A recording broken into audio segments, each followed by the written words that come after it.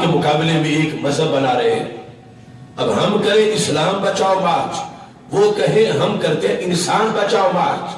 تو انسان کو اسلام کے مقابلے میں لے آئے اور انسانیت کو اسلام کے مقابلے میں لے آئے، جبکہ جو وہ کہتے ہیں وہ ڈنگر پن ہے، وہ گدھوں کا طریقہ ہے، وہ کتوں کا طریقہ ہے.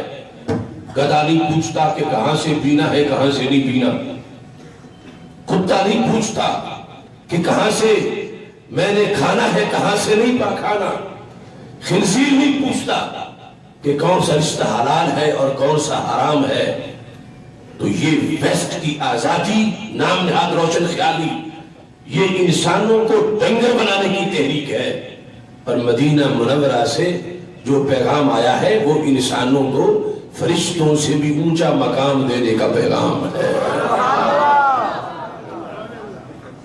آج ایسے ماحول میں ان لوگوں کی وارداتیں جو روزانہ ہمارے لیے سوچتے ہیں کہ ہم نے ان کو پھنسانا کیسے ہے، ہمارے ایک سال میں ان کی 1000 وارداتیں ہمارے خلاف، اس کے مقابلے میں دین برحق جس کو شروع سے وہ اپنی اپوزیشن سمجھتے ہیں، اس دین کے لیے ہمیں ایسا ایک سیکورٹی کا نظام چاہیے کہ جس کے اندر بچے کی سوچ بھی محفوظ ہو، بوڑھے کی بھی محفوظ ہو، بیٹی کی بھی بہن کی بھی، کوئی ان کے ذہنوں پر اثر انداز نہ ہو سکے. یہ جو پورا سیکیور نظام ہے شریعت مطہرہ نے اس کے لیے اس نظام کو سب سے بڑا فریضہ قرار دیا کہ جس کے نیچے انسان عظمت پاتا ہے اور اس کو وہ عروج ملتا ہے، جس کے نتیجے میں دارین کی سعادتوں کا وہ مستحق بن جاتا ہے. آج ظاہری طور پر امریکہ کی برتری، عسکری طور پر امریکہ کی برتری، بہت سے لوگ صرف اس چیز پر فریفتہ ہیں، دنیا کی ظاہری چمک پر. رب ذوالجلال نے صدیوں پہلے فرما دیا تھا کہ جب سیلاب آتا ہے، حق باطل کی مثال بیان کرتے ہوئے پتا تھا کہ قرآن آیا ہے وحی بد ہو جائے گی، یہ آخری کتاب ہے، اس کے بعد رب کا پیغام انسانوں کے نام نہیں آئے گا، اور حضرت محمد مصطفیٰ صلی اللہ علیہ وسلم آخری نبی ہے اور یہ آخری امت ہے. اللہ نے اس کو قیامت تک کا لائف کوڈ اور نہج عمل عطا کر دیا ہے. لیکن ڈیوٹی علماء کی لگائی کہ جو حالات آتے جائیں یہ تمہاری ڈیوٹی ہے، آیات پڑھو اور لوگوں کو بتاؤ کہ تم بے سہارا نہیں، رب نے تمہاری آج کی مشکل کا حل پہلے ہی عطا فرمایا تھا.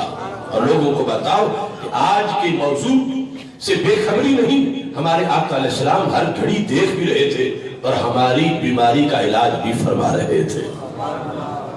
اللہ تعالیٰ قرآن میں فرماتا ہے کہ جب سیلاب آتا ہے تو نیچے پانی ہوتا ہے، اوپر جھاگ ہے، پانی نیچے خاموش ہے، دبا ہوا ہے، جھاگ اوپر ہے، اور دور سے دیکھنے والے کو جھاگ ہی نظر آتا ہے، پانی نظر ہی نہیں آتا.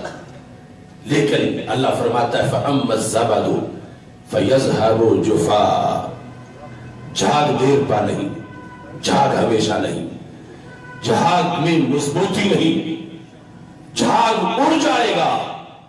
وَأَمَّا مَا يَنْفَعُ النَّاسَ فَيَمْكُثُ فِي الْأَرْضِ، نیچے جو خاموش پانی ہے زمین کا وارث بالآخر وہی بنے گا. جھاگ لوگوں کے لیے مفید نہیں، پانی مفید ہے. انسانیت کا علاج واشنگٹن سے کرانے والوں کو قرآن بتا رہا ہے کہ انسانیت کے درد کو محسوس کیا ہے تو اسلام نے محسوس کیا ہے. انسانیت کے لیے مفید ہے تو اسلام کا نظام حیات یہ مفید ہے. اور یہ حوصلہ دیا رب ذوالجلال نے کہ کبھی بھی جھاگ کو دیکھ کے جھاگ کا کلمہ نہ پڑ جانا اور جھاگ سے ڈر کے بیٹھ نہ جانا اور جھاگ کے سامنے مغلوب نہ ہونا. جھاگ عارضی ہے. تو قرآن اس وقت واضح کر رہا تھا کہ جب ہر طرف مسلمانوں کے گھروں میں مسلمانوں کے گھر گرا کر یہودیوں کی بستیاں بنائی جا رہی ہوں گی، جب برما کے بچوں کے قیمے کیے جا رہے ہوں گے، جب کشمیر کی بیٹیوں کے سروں سے دوپٹے کھینچے جا رہے ہوں گے، جب ہندو اور سکھ اور یہودی اور نصرانی مل کر اسلام کے مقابلے میں ایک مضبوط بلاک بنا چکے ہوں گے۔ اللہ نے فرمایا پھر بھی ڈرنا نہیں، ہندو جھاگ ہے، یہودی جھاگ ہے، نصرانی جھاگ ہے، اور جھاگ اڑ جائے گا، اور بالآخر اسلام کے دیوانے ہی زمین کے وارث بنیں گے۔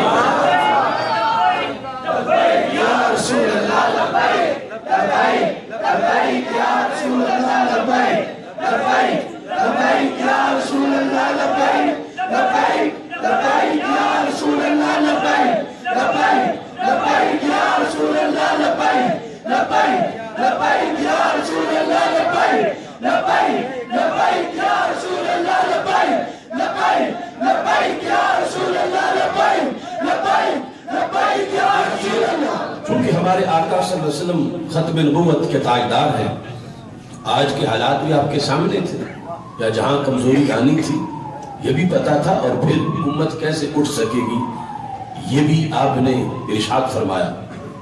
مستدرک للحاکم میں حدیث شریف ہے، اور طبرانی کی معجم کبیر میں حدیث شریف ہے، کاش کہ ہم یہ اپنی تعلیمات بھولے نہ ہوتے، اور ہم نے قوم کو بتایا ہوتا کہ حملہ پہلا کہاں ہونا ہے، وہاں ڈٹ جاؤ تاکہ آگے سب کچھ محفوظ رہے۔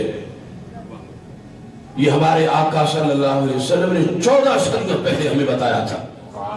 فرمایا لَيَنْتَقِدَنَّ عُرَى الْإِسْلَامِ عُرْوَةً عُرْوَةً، عروہ کہتے ہیں کڑے کو۔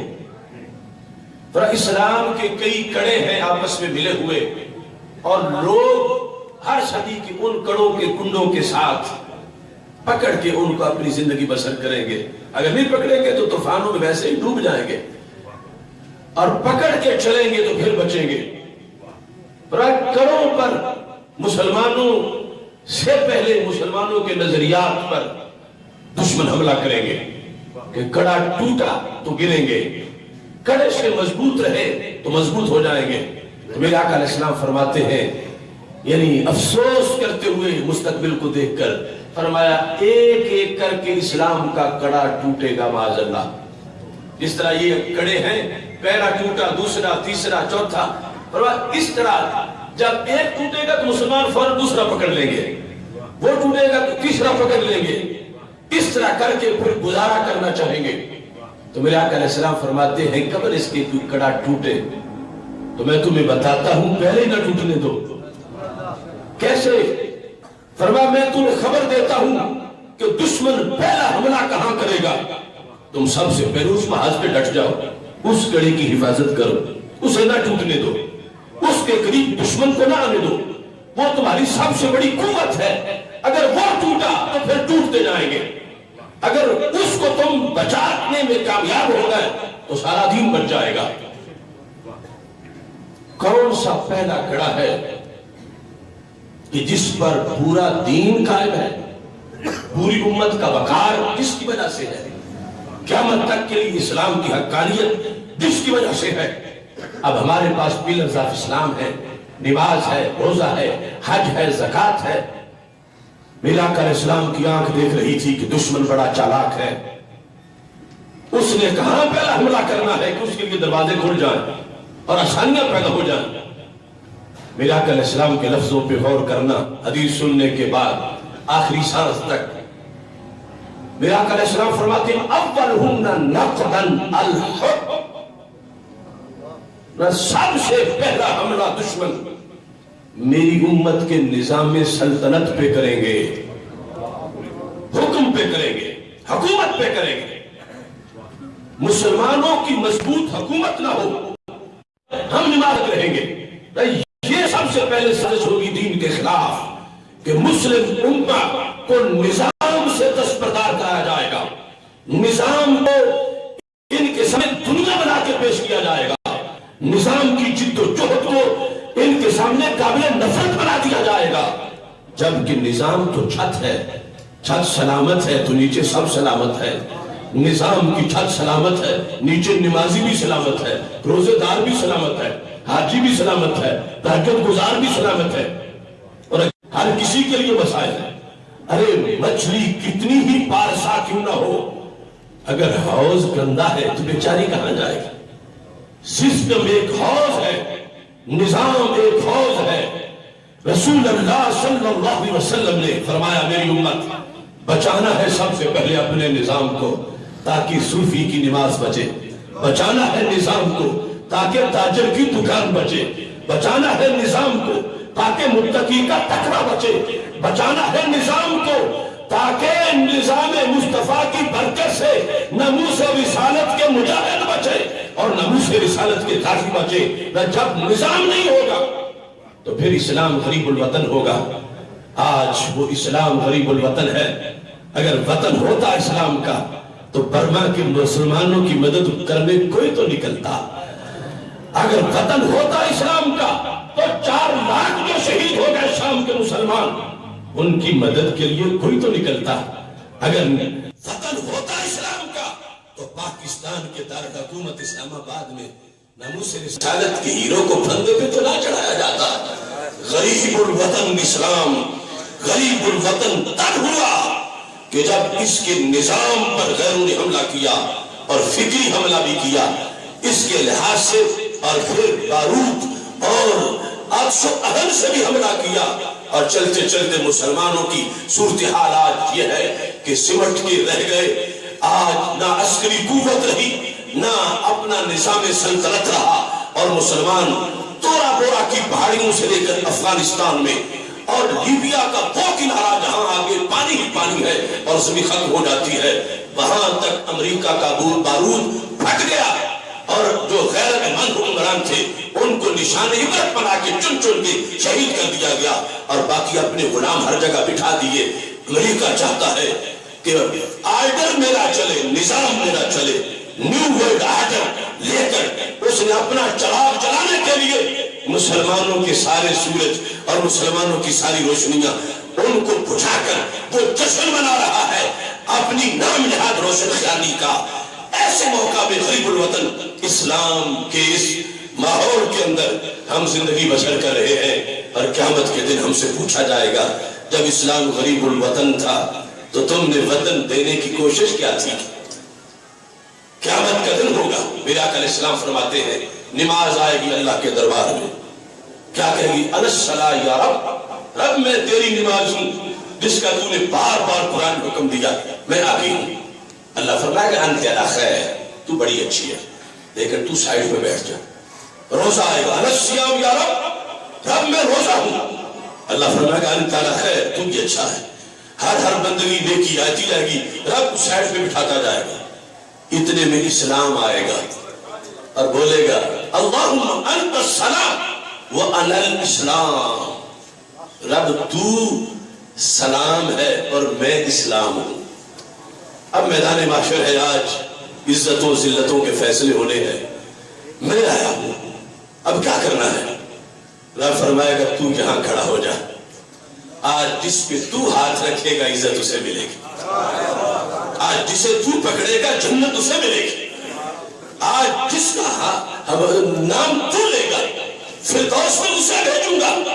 تو آج بے گھر اسلام کو ہم نے گھر دیا، اسلام کا ساتھ دیا، تو کل اسلام بھی پہچانے گا کہ یہ وہ تھا کہ جب ہر طرف فتنے تھے، فساد تھے، دھوئے تھے، بارود تھے، اور ہر طرف آزمائشیں تھیں اور دنیا کی محبتیں تھیں، یہ سب کو چھوڑ کے میرے لیے نکل آیا تھا، اس نے میرا ساتھ دیا تھا، میں آج اس کا ساتھ دینے والا ہوں۔ اور میرے آقا صلی اللہ علیہ وسلم ارشاد فرماتے ہیں بعد الاسلام غریبا وسیعود غریبا فطوبى للغرباء، اسلام چلا تھا تو اجنبی تھا، پردیسی تھا، اس کے ماننے والے پردیسی ہو گئے، ان کو گھر چھوڑنا پڑ گیا، پھر وقار ملا اسلام کو، روب ملا، پھر فرمایا یہ پردیسی ہو جائے گا۔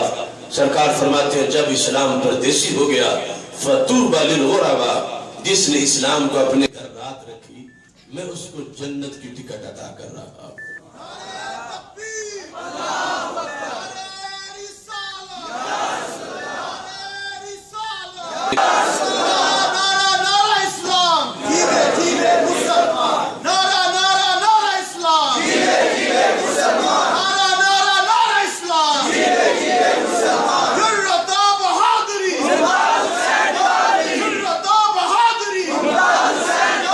غازی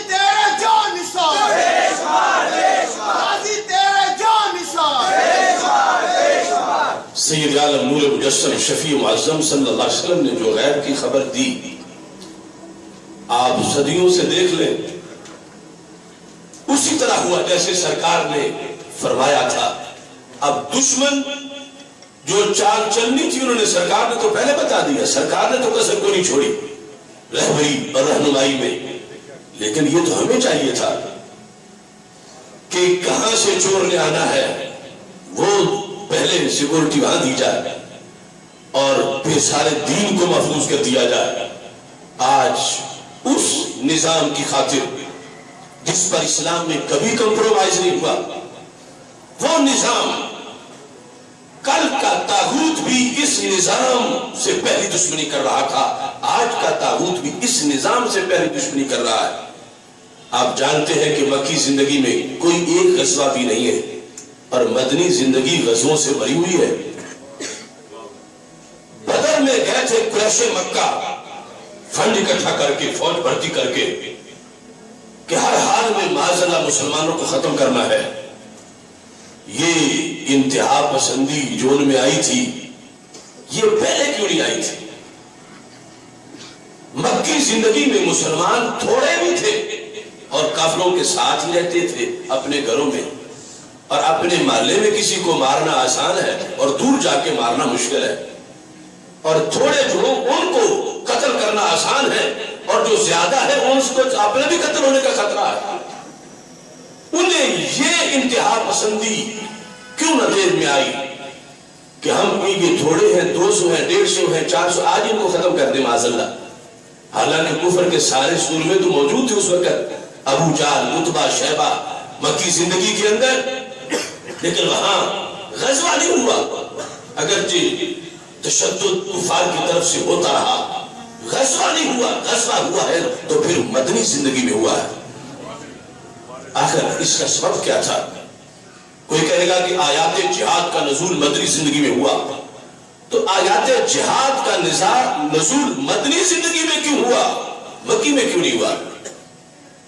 سبب صرف ایک تھا کہ مکی زندگی میں کافر دماغ یہ سوچتا تھا کہ یہ مسلمان سجدہ رب کو کرے گا، مسجد میں رہے گا، حجرے میں بند ہوگا، مگر بازار میں راج ہمارا ہوگا، میدان ہمارا ہوگا، آرڈر ہمارا ہوگا۔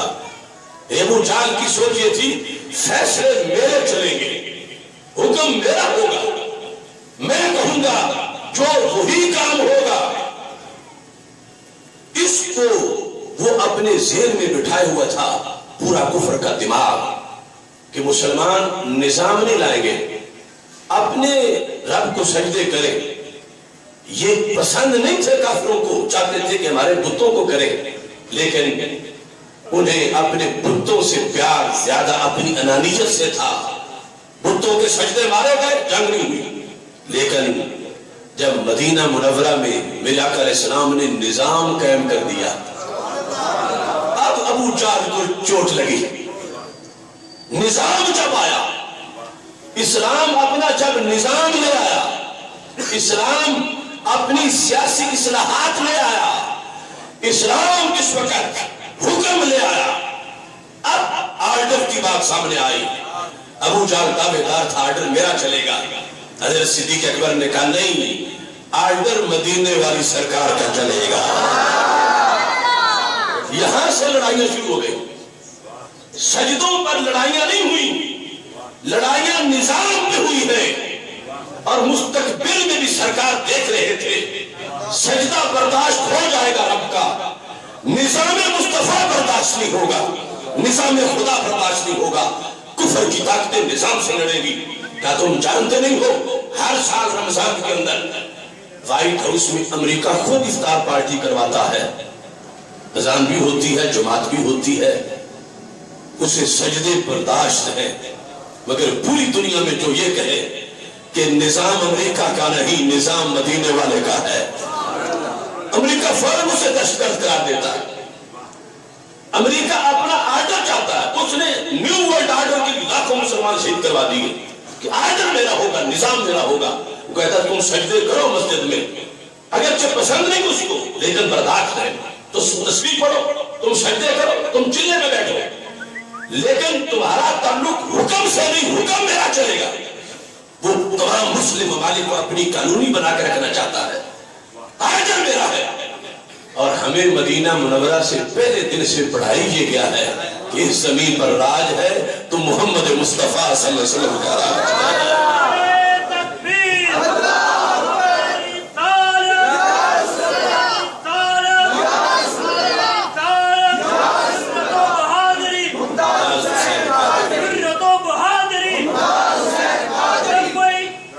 رسول اللہ صلی اللہ علیہ وسلم۔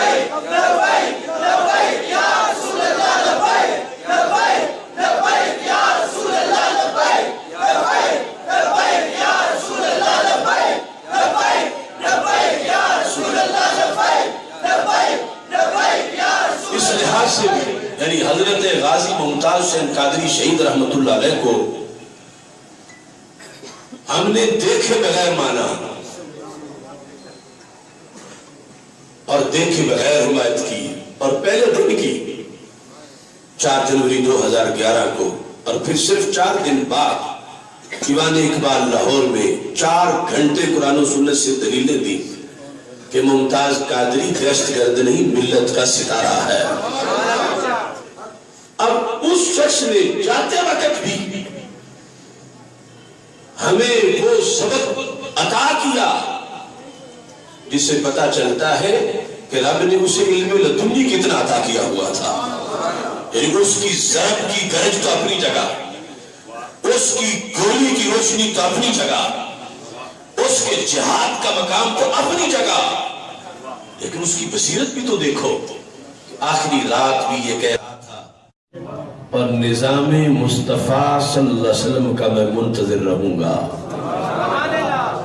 کہ اگر میں جیل سے باہر آتا تو میں نظام لے کے آتا، نظام مصطفیٰ صلی اللہ علیہ وسلم، یعنی وہ جو سرکار دو عالم صلی اللہ علیہ وسلم نے امپارٹنس اور اہمیت دی ہے اس نظام کی کہ نبی اکرم نور مجسم شفیع معظم صلی اللہ علیہ وسلم نے اپنی امت کے لیے جو نظام قائم کیا ہے مدینہ منورہ کے اندر، اس نظام کی تشریحات اپنی امت کو عطا کی، اور اس نظام کے سارے تقاضے اپنی امت کو عطا کیے کہ یہ نظام پوری امت کا محافظ بنے گا اور پوری امت اس کے ذریعے سے اپنا اگلا سفر جو ہے وہ طے کر سکے گی اور منزل تک پہنچے گی۔ اب دیکھو ادھر سے ابو چاچا پہلے اس کو وہ آگ نہیں لگی جو نظام کی وجہ سے لگی، آج کا امریکہ اسے ہماری عبادت سے آگ نہیں لگتی،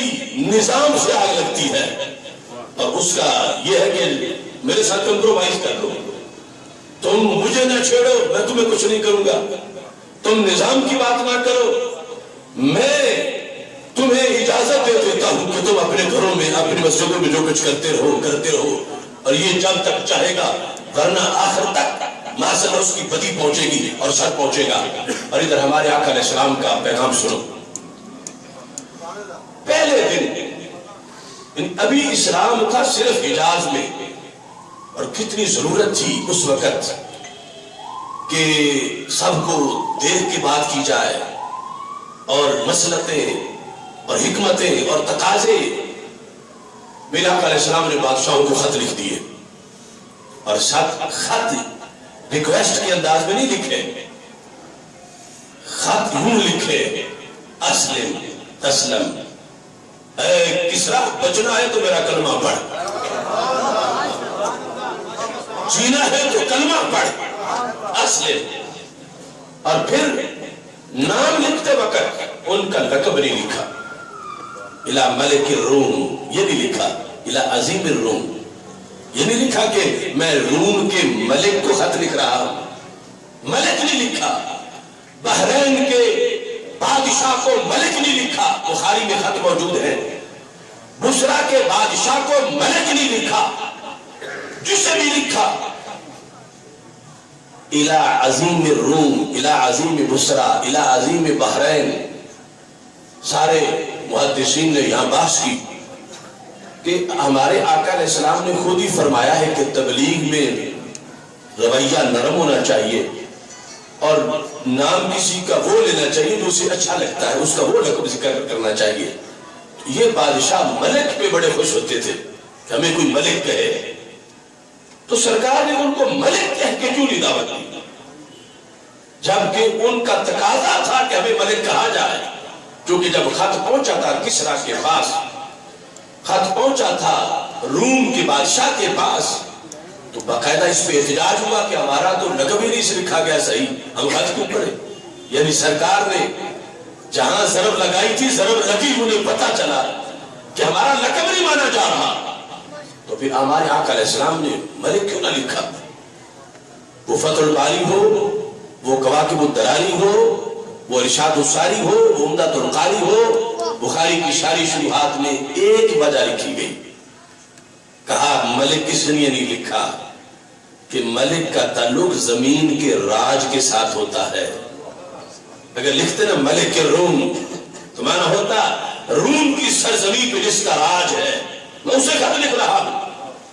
تو سرکار بتا چکے تھے وَاعْلَمُوا أَنَّ الْأَرْضَ لِلَّهِ وَلِرَسُولِهِ، اے دنیا کے بادشاہ ہو، جہاں تخت لگا کے بیٹھے ہو، یہ زمین تمہارے باپ کی نہیں ہے، یہ زمین خدا کی ہے اور مصطفیٰ کی ہے۔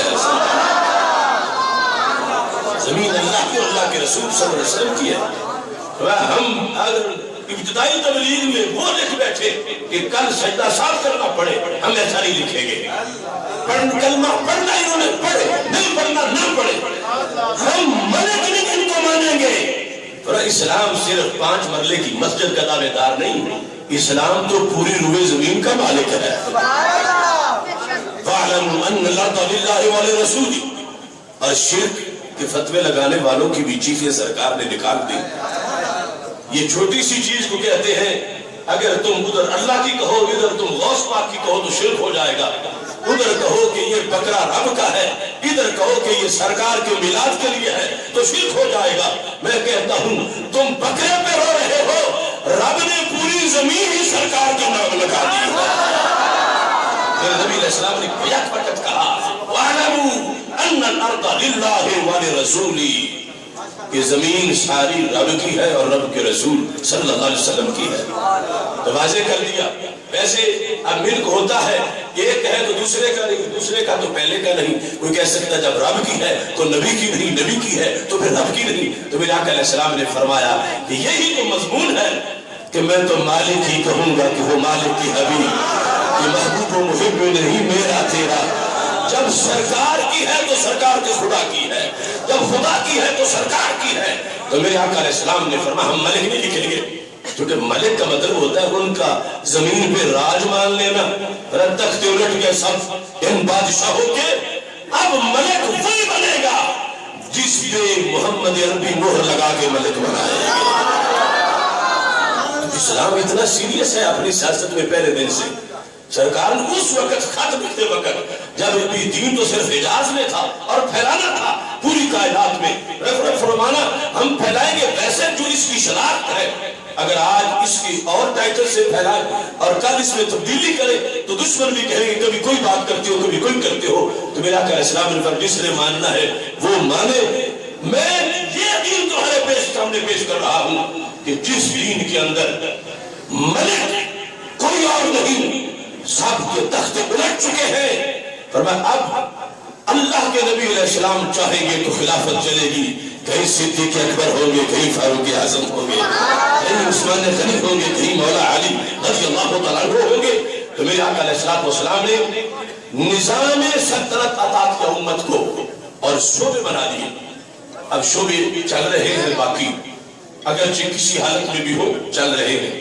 مثلا ایک شعبہ ہے اسناد کا، ایک شعبہ ہے فقاہت کا۔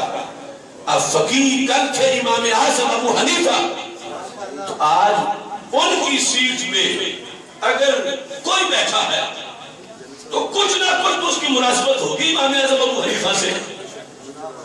یہ نہیں ہے کہ کوئی دین کی الف بے بھی نہ جانتا ہو اور کہا جائے یہ امام ابو حنیفہ کا جانشین پیچھے بیٹھا ہوا ہے۔ آج مدرسہ میں، آج مسجد پر جو بیٹھے ہیں ان کی مناسبت ہے امام اعظم ابو حنیفہ سے، ٹھیک ہے اس درجے کے نہیں لیکن کچھ نہ کچھ تو ہے۔ وہ کروڑوں مقامات رکھتے ہیں، سینکڑوں تو یہ بھی رکھتا ہے. اور ادھر ہے اسناد. کل تھے امام احمد بن حنبل، امام بخاری، اسناد والے، سند بیان کریں، حدیث بیان کریں. آج ان کی جگہ پہ بیٹھا ہے جو کچھ نہ کچھ تو حلیہ اس کا ملتا ہے نا امام احمد بن حنبل سے، کچھ نہ کچھ تو مناسبت موجود ہے. لیکن حکم والی سیٹ پہ آج کون بیٹھا ہے؟ جو اسناد پر مقدم تھی، جو فقاہت پر مقدم تھی، اس سیٹ پر آج کون بیٹھا ہے؟ ابو حیان توحیدی نے کہا الفقہاء عیال ابی حنیفہ اذا قاسوا والمحدثون عیال احمد بن حنبل اذا اسندوا. قیامت تک جب بھی سند کی بات ہوگی تو قیامت تک کے محدث بال بچے ہیں امام احمد بن حنبل کے، ان کے بغیر نہیں چلیں گے. اور قیامت تک جب فقہ کی بات ہوگی رب الفقہاء عیال ابی حنیفہ اذا قاسوا، جب قیاس کرنے لگیں گے تو امام ابو حنیفہ کے در پہ ضرور جانا پڑے گا. اب اگلی سیٹ بیان کرنے لگے والملوک عیال عمر اذا ساسوا. ساسو سیاست، ساسو قاسو کے بعد ساسو. جب قاسو قیاس کریں گے تو ابو حنیفہ کو دیکھیں گے، سیاست کریں گے بادشاہ تو حضرت عمر کے در پہ ٹکڑے کھا کے کریں گے. یہ ہے علمیہ کہ امام احمد بن حنبل کے جانشین نے تو شرطیں پوری کر لی، جیسا بھی ہے زمانے میں گزارا تو کر رہا ہے. کنویں اور مینار کا فرق تو نہیں ہے. اور امام اعظم ابو حنیفہ کا جو مشن لے کے چل رہا ہے اس کی بھی ان سے مناسبت موجود ہے. لیکن جو حضرت عمر والی سیٹ پہ بیٹھا ہے وہ پاناما لیکس. حضرت عمر کی سیٹ پر بیٹھنے والا تلاش کرو کون ہے اور کس کو بٹھایا گیا ہے. اور بار بار 70 سال اس ملک میں کس کو تم نے چنا کہ یہ عمر اس میں نظر آتا ہے؟ یہ ہے ظلم اس ملت سے، یہ ہے ظلم اس وطن سے، یہ ہے ظلم اس قوم سے کہ اسلام میں تو یہ سیٹیں آ رہی تھیں اور اچانک پلٹا کھا گیا سب کچھ. آج یہ ہے کہ جو سب سے بڑا بدماش ہے کہتے اس کو اس سیٹ پہ بٹھا جہاں سب سے بڑا متقی ہوتا تھا. آج جو سب سے بڑا ظالم ہے اس سیٹ پہ بٹھاؤ جہاں سب سے بڑا عادل بیٹھا ہوتا تھا. آج جو سب سے بڑا چور اور اچکا ہے کہتے یہ ہے اس سیٹ کے لائق کہ جہاں سب سے بڑے پرہیزگار ہوتے تھے. یہ ہے سبب ہماری ان ہلاکتوں کا. برباد گلستہ کرنے کو بس ایک ہی الو کافی ہے. ہر شاخ کی الو بیٹھا ہو انجام گلستہ کیا ہوگا؟ وہ ساری کوئی سیٹ تو بیٹھنے والا ڈھونڈنا تو دور کرنا، سیٹ کا تعارف ہی ختم ہو گیا، اس سیٹ کی پہچان ہی ختم ہو گئی. اس سیٹ کے لحاظ سے جو اس کے لیے میرٹ تھا وہ لفظ ہی بدنام ہو گیا. والملوک عیال عمر اذا ساسوا. قیامت تک جب بادشاہ سیاست کریں گے تو انہیں حضرت عمر فاروق کے نقش قدم پہ چلنا ہوگا، تب سیاست ہوگی ورنہ خباثت ہوگی. سیاست اتنا مقدس لفظ کہ بخاری شریف میں ہے میرے آقا علیہ السلام نے اس کو نبوت کا ذیلی شعبہ بیان کیا. اور آج لفظ سیاست میں اتنا ظلم ہوا کہ ہم اس لفظ کا حق دینا تو دور کی بات ہے، ہم تو اس کا تقدس بھی نہ بچا سکے. آج جس وقت لفظ سیاست بولا جائے تو مطلب کیا ہوتا ہے؟ کرپشن. سیاست کا مطلب ہے لوٹ مار، سیاست کا مطلب ہے غنڈہ گردی، سیاست کا مطلب بدماشی. اور ادھر سرکار نے کیا بیان کیا؟ فَلَكَانَتْ بنو اسرائیل تَسُوسُهُمُ الْأَنْبِيَاءُ. فرما بنی اسرائیل کی سیاست ان کے نبی کرتے تھے. لفظ سیاست سرکار کی زبان سے نکلا، بخاری شریف میں ہے. آج کم از کم اس کا تقدس تو بچایا جائے کہ کس پر لفظ سیاستدان بولا جا رہا ہے. لفظ سیاست نبیوں کے کام پہ بولا گیا، بخاری شریف میں ہے، اور میرے آقا علیہ السلام نے فرمایا کلما ہلاک نبی خالف نبی، جب نبی گئے تو نئے نبی سیاست کرنے آ گئے، وہ گئے تو پھر نئے آ گئے، پھر فرمایا پھر وہ آئے جن کی سیاست قیامت تک کام دے گی۔ خاتم النبیین حضرت محمد مصطفیٰ صلی اللہ علیہ وسلم، یہ ہمارے آقا صلی اللہ علیہ وسلم نے نبوت کا ذیلی شعبہ اس کو بیان کیا، اور یہ جب بگڑا پکا تو پھر آج ہلاکتے ہیں نظام میں غلطی کی وجہ سے اور نظام کے بالکل منعکس ہو جانے کی وجہ سے۔ غازی ممتاز حسین قادری شہید رحمت اللہ علیہ لبیک یا رسول اللہ صلی اللہ علیہ وسلم کا نعرہ لگا کر ہمیں جو یہ تحریک دے کر گئے ہیں، اس کا مقصد یہ ہے کہ بے گھر اسلام کو گھر دیا جائے، اور ہمارے تھانوں کچہریوں میں جو انگریز کا نظام ہے اسے دیش نکالا دیا جائے، اور وہ مکی مدنی نظام جو سمٹ کے سائڈ میں بیٹھا ہے اور مسجد کی الماریوں میں بند ہے، اسے میدان میں لایا جائے، اس قرآن کو اس کا حق دیا جائے، تاکہ پوری امت اس شیلٹر کے نیچے رہے کہ جہاں پھر الامام و جمعہ، میرے آقا علیہ السلام فرماتے ہیں جو ہر دور میں میری امت کا نظام چلانے والا ہوگا اس کا سینہ ڈھال کی طرح ہوگا، سارے تیر خود برداشت کر لے گا مگر رعایا کو ایک بار بھی بیکا نہیں ہونے دے گا۔ یہ قیامت تک نظام رائج کیا، اور پھر جس وقت نظام والا کوئی بنتا ہے، صوفیوں اور پرہیزگاروں سے جو محض اس وصف سے ہوں، ان کا مقام کتنا اونچا ہے۔ الترغیب والترہیب میں حدیث موجود ہے، میرے آقا علیہ السلام فرماتے ہیں یوم من امام عادل، کہ وہ بندہ جس نے زمین پر نظام مصطفیٰ صلی اللہ علیہ وسلم رائج کیا، اس کا ایک دن افضل عند اللہ من عبادت 60 سنتاً، اس کا ایک دن 60 سال کی بندگی سے زیادہ مقام رکھتا۔ آخر اتنا بڑا مرتبہ اسے کیوں دیا گیا؟ ہمارے تصوف میں غوث قطب ابدال یہ ساری شانیں موجود ہیں اور بہت اونچے مراتب ہیں، لیکن یہ امام عادل کی اصطلاح تو سرکار نے بولی ہے، یہ صوفیاء نے نہیں بنائی، یہ سرکار نے اپنی زبان سے عطا کی ہے۔ تو امت کا یہ منصب جو صدیوں سے گم ہے، آخر اس کی فضیلت ہم کیوں نہیں بیان کرتے؟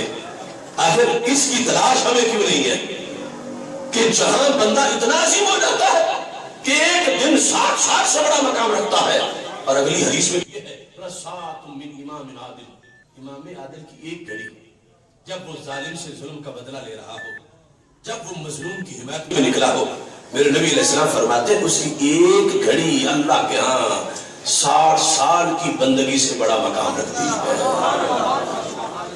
یہ قرآن و سنت سے پیغام میں نے آپ کے سامنے رکھا، اور اس مرکز علم میں اس لیے بھی کثیر تعداد میں علماء موجود ہیں۔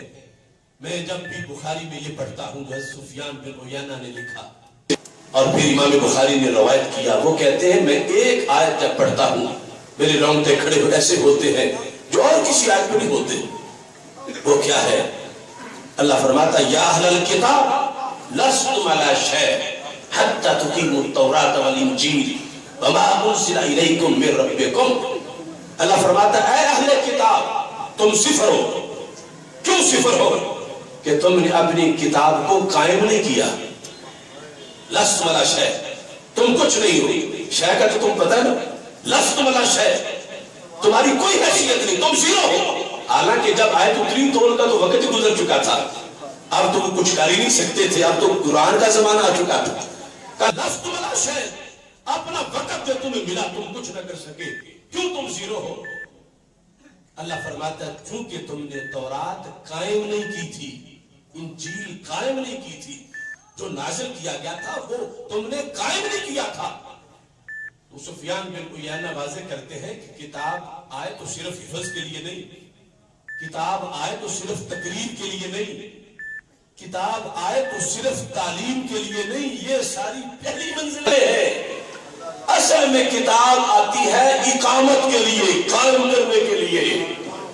تو کہنے لگے اگر تورات والے تورات قائم نہ کریں تو صفر، انجیل والے انجیل قائم نہ کریں تو صفر۔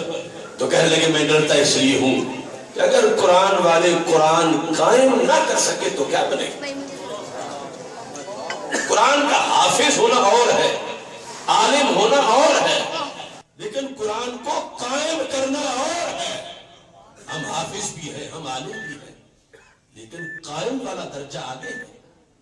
اقامت، حتی تقیم التوراۃ والانجیل، اقامت تورات کیا تھی تو اس کا نظام تو رائج کرتے، اقامت انجیل کیا تھی اللہ فرماتا تم اس کا نظام رائج کرتے، چونکہ تم نے وہ تورات اور زبور انجیل کا نظام رائج نہیں کیا، تم صفر ہو۔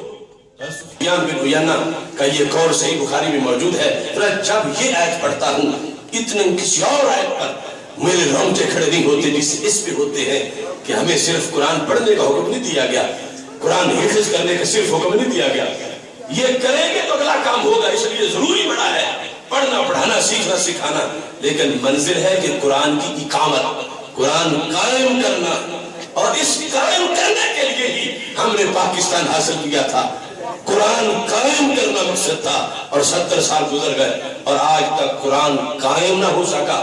تحریک لبیک یا رسول اللہ صلی اللہ علیہ وسلم، تحریک صراط مستقیم، ہمارا منشور یہ ہے کہ قرآن کو قائم کیا جائے اور قرآن کے نظام کو قائم کیا جائے۔ انشاءاللہ 1 مارچ کو حضرت غازی ممتاز حسین قادری شہید رحمت اللہ علیہ کے پہلے سالانہ عرس مقدس کے موقع پر انٹرنیشنل لبیک یا رسول اللہ صلی اللہ علیہ وسلم کانفرنس منعقد ہو رہی ہے، جس میں قرآن کو قائم کرنے کا منشور عطا کیا جائے گا، اور پھر انشاءاللہ 1 اپریل کو مینار پاکستان پر اسلام زندہ باد کانفرنس اور 8ویں عقیدہ توحید سیمینار کا انعقاد ہوگا۔ اللہ تعالی ہم سب کا حامی و ناصر ہو۔ اپنی بات اس بات میں ختم کرنا چاہتا ہوں، جس چیز کی آج ضرورت ہے وہ سنی کی بیداری ہے، اگر جاگ گیا یہ سنی تو پھر ہر طاقت پہ بھاری ہے۔ مت ڈرنا ان بدخواہوں سے، مت ڈرنا ان تنگراہوں سے، جب ساتھ ہے طیبہ کے والی پھر آگے کیا دشواری ہے۔ جس دور میں ملت کے غازی سولی پہ چڑھائے جاتے ہوں، وہ طرز حکومت ملت سے مکاری ہے، غداری ہے۔ انگریز کی سب نوکر چاکر اس ملک سے بستر گول کرے، اب راج اسی کا آئے گا، ممتاز سے جس کی جاری ہے۔ وآخر دعوانا ان الحمدللہ رب العالمین۔